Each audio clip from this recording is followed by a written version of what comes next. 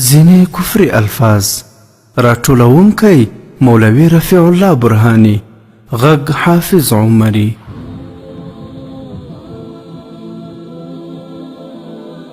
ګرانو مسلمانانو، متاسفانه نن ورځ د جهالت ځینې ورونه او خویندې داسې الفاظ کاروي چې د هغه په کارولو سره شخص کافر کیږي او نکاح هم باطله کیږي، خو هغه بیچاره خبر هم نه وي چې یا ورڅخه کفر صادر شوی او یا هم نکاح باطله شوې ده.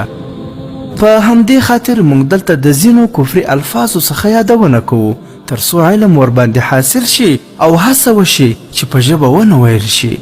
که خطانن له چا څخه وکارول شي دستي دې سړی کلمه ووایي او خپله نکاح دې نوي کړي.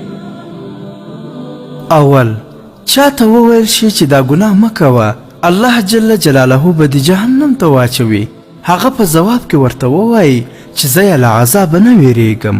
د دویم کس الفاظ کفري دي. فتاوا عالمگیریه. چاته وویل شي چې انشاءالله دا کار به دې وشي، هغه ورته ووایي چې زه یې بې انشاءالله کوم. دریم یو غریب کس بل مالدار شخص وویني نو ووایي چې یا الله دا نو انصاف دی چې دا کس دې دومره مالداره کړی او زه دې غریب کړی یم.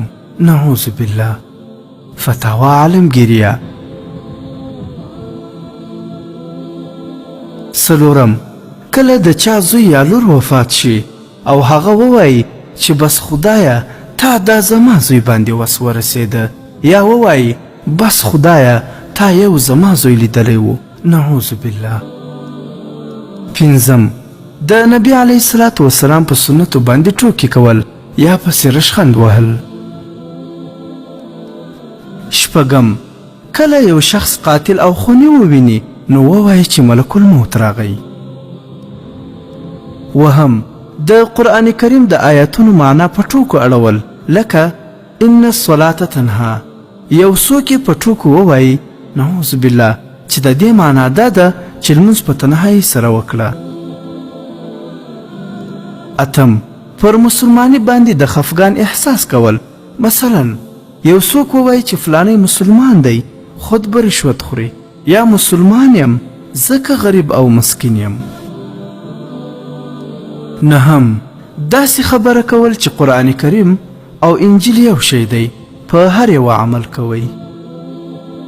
لسم د کفارو د خوشحالولو لپاره د هغوی په مذهبي میلو او اخترونو کې ګډون کول.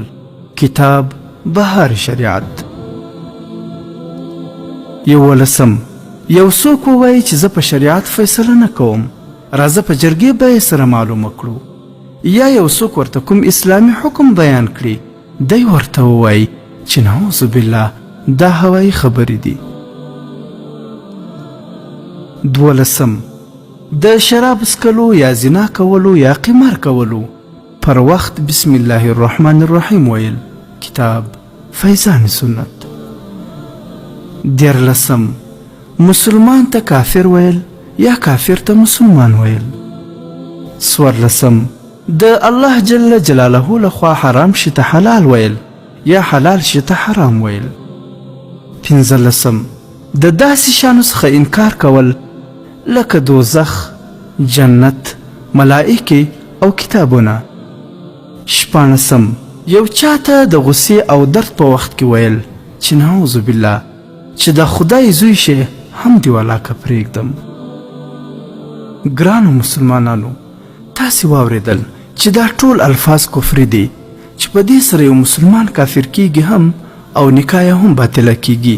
باید چې خپل ځان هم ترې وساتو او تر نورو مسلمانانو هم دا خبرې ورسوو.